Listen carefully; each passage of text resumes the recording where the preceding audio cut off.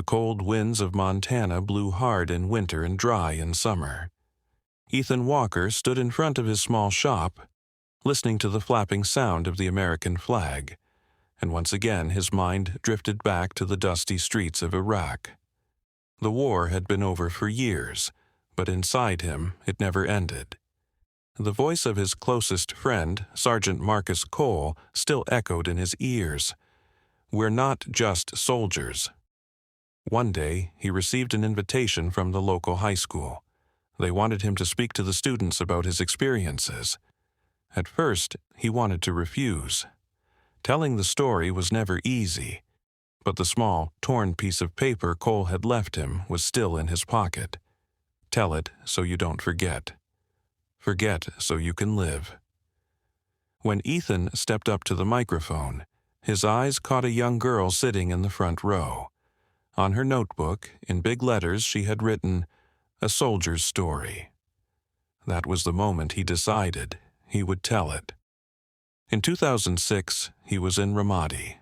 His team was Cole, Bishop, Brooks, Ramirez, Hennessy, and their interpreter, Omar. Their first encounter with an IED came during a convoy patrol.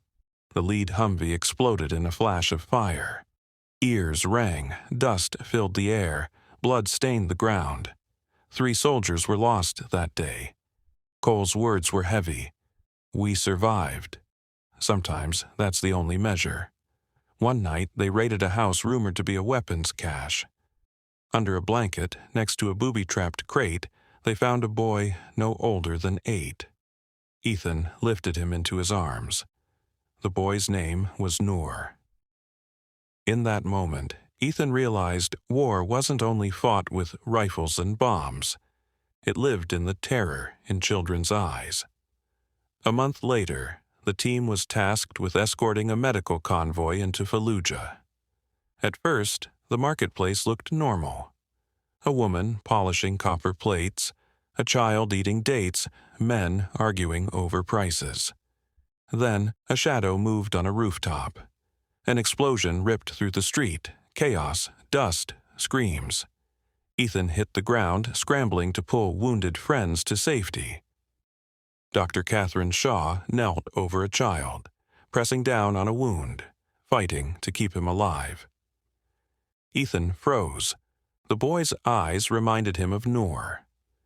Gunfire rained down from the rooftops. Cole and Ethan followed a cable line through a nearby house and discovered another hidden device.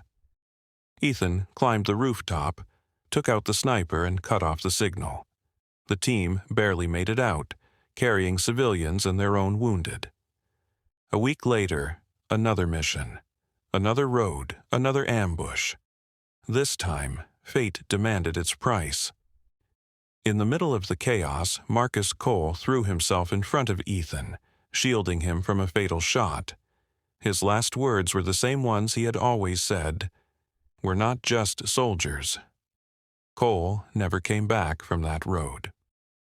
Ethan returned with his friend's note in his pocket, reading it again and again, letting the words carve themselves into his heart. Tell it so you don't forget. Forget so you can live. In the school auditorium, Ethan's voice trembled as he spoke. Over there, we thought we were just soldiers. But we were people, sons, friends, sometimes even protectors in homes that weren't ours.